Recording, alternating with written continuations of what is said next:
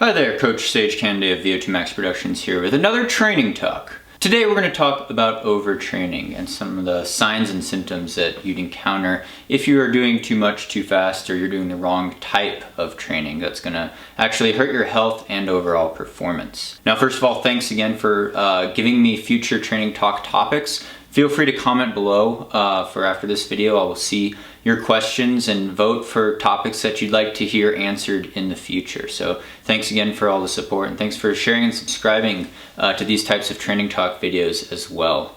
So with overtraining, I guess it could be summed up, first of all, one of my former teammates when we ran professional marathons on the road, Nick Arciniaga, who actually finished a couple places ahead of me at Boston, but he's a way better marathoner than I am. He's run 2:11 or maybe it's 2:10, but great marathon runner, a contender for the Olympic team in 2016.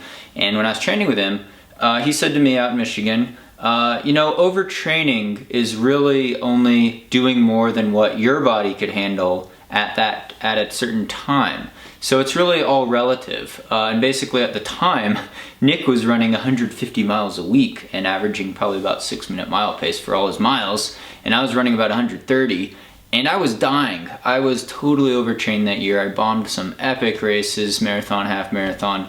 And Nick ran 2:13 at New York that year. But he could handle it. He was older, he was in his late 20s, I was in my early 20s. And he built up to that mileage. He built up this strength and injury resistance and resistance to fatigue. He had this cumulative strength going on, whereas that he could handle 5 workouts at sub 5-minute mile pace. He could handle his easy days at 6-minute mile pace, and he could run 150 miles a week for 2 months on end, much like like Brian Sell did back in that training program. And so that's an extreme example. Of course, if you look at your own training, maybe you're running 20 miles a week or you're running 30 miles a week, and if all of a sudden you jumped up to 50 miles a week, you might get an overuse injury because your body wasn't used to that transition. It's got to take time to build up your mileage, to build up to that stress. And so when we look at the stress response, optimal training is all about balancing a training stress, a physical stress and mental probably, with adequate recovery to allow for adaptation, the supercompensation that allows your fitness to bump up like that. And that's what optimal training is all about. And it's all relative to your running history, what your body could handle in terms of skeletal muscular stress, as well as how much time you have to train and other life stresses. So we have all this stress in our life. We have work obligations, maybe family obligations. We got in a fight with our boss at work. We had to eat fast food a couple times because we ran out of time to cook healthier food. All these little stresses add up in your life. And so you have to take those into account when you're trying to balance maybe a stressful interval workout or track workout. And it might put you over the top because you only got 5 hours of sleep the night before. And so you look at all these stresses in your life that might affect your training, and instead of getting that fitness bump, you actually start regressing because you are overtraining. You're overstressed essentially, and you can't handle that buildup. So with the mileage thing, we look at 2 training parameters. We look at our volume, our weekly mileage, and we look at intensity. And we're always trying to balance these in the right way. And you get too much volume, that's just one example. Too much volume, you jump up your mileage from 30 miles a week to 50 miles a week all of a sudden, and your knees start hurting, or you get a stress fracture.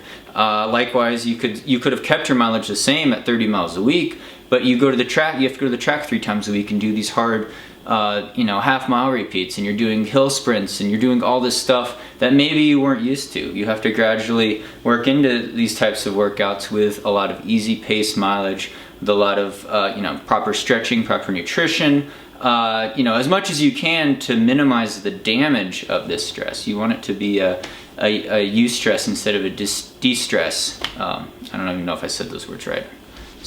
Came out of my tongue. But you want it to be a positive stress that you could super compensate and grow stronger from. And so, it's a tough balance, and it's about getting the workouts in the right proportion at the right times, and that's really a key that I want to keep talking about in these types of training talks. But, signs that you're overtraining. Real basic one, elevated heart rate. You wake up in the morning, record your heart rate, try to get an accurate reading as possible, nice and relaxed state. Generally that wants to be pretty consistent. Now if you're overtraining, if your body's really stressed out, it might be an elevated morning heart rate. It might be elevated throughout the day. Even if you're running an easy paced run, you might notice that your heart rate is a little bit higher, 5 or 10 beats higher than it normally is. or you're suffering through a workout, that you could usually run these mile repeats maybe at a certain pace and a certain effort, and all of a sudden you're struggling. And it might not be because it's windy out, or you ate something bad for breakfast or whatever, but your body's telling you something, and it's saying, hey, you know what, you need to maybe beg this workout, or you need to dial back on this workout and mentally say, hey, it's okay because I had this elevated heart rate. Another sign is that you actually have trouble falling to sleep. And I know most of you are probably really sleep deprived. You don't have enough time to train and fit all in work, family, and getting enough sleep each night. So maybe you actually are trying to go to bed earlier and you're actually having trouble falling asleep, and that's actually a sign of overtraining sometimes. As well as, if you go to the lab, you could get your blood tested.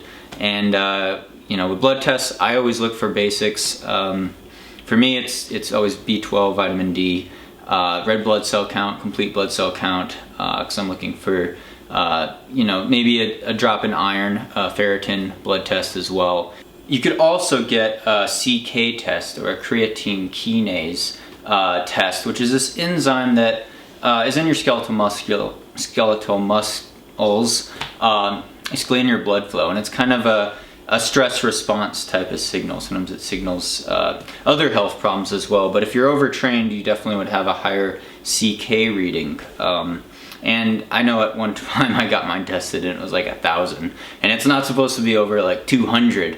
But that could show something with your blood test results as well. So, looking at overtraining, you want to make sure that when you're going to do stressful training, that you're healthy in general. You don't want to go into a big training cycle with a major health problem, with iron deficiency, anemia, or vitamin D deficiency. And I'm not liable. See a doctor before you try taking anything or any training regimen or anything. Any of this information is not meant to cure or prevent any disease.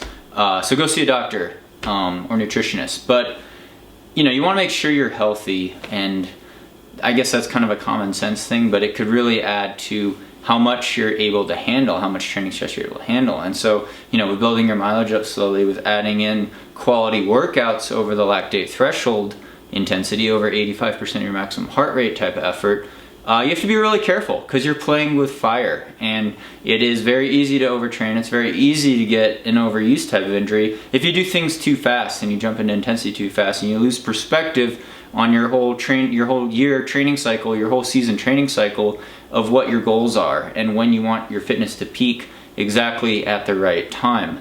And so another way you could overtrain, and this is probably most common in my personal experience as well as a lot of my teammates, is that you actually induce too much lactic acid in your system, and it starts destroying some of your aerobic enzymes. So this is more common with shorter distance runners, half marathon and below, half marathon, 5K, 10K, mile, 800, whatever.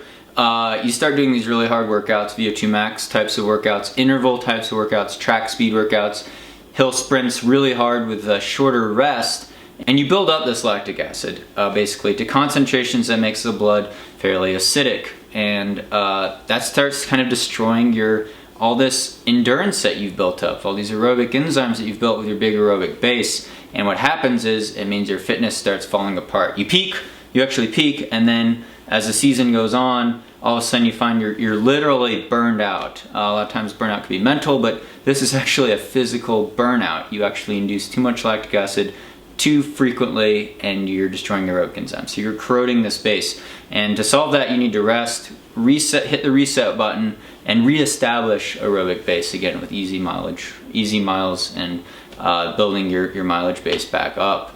And so it's all about trying to preserve your fitness at the right times, and you can't be burning it hot all year long. You can't burn out until you catch fire. But once you catch fire, you're working on a very limited time cycle. Another way that you could really screw up with overtraining is you actually just cause your muscles to be exhaust your muscle fibers. And this is like if I do a lot of really fast track speed work, I might come out flat in a couple weeks because I don't have that many fast twitch muscle fibers, and I've exhausted them. And I've started exhausting even the slow twitch muscle fibers. So this is something where I overtrained. I was training for the UROC 100K in Colorado a couple years ago. Big 100K in the mountains. So I said, okay, I'll go out on the course. I'm gonna crank up these mountains, running hard uphill almost every day. too much. I was able to get through some of the workouts pretty well. I thought I was in shape, but when race day came along, my legs were dead early on in the race, and it was a total meltdown disaster. But my muscle fibers were exhausted, and you can do that to yourself too if you don't get a stress fracture or some sort of tendonitis or skeletal muscular injury first, because that's another thing that happens generally with overtraining. You get sick or injured.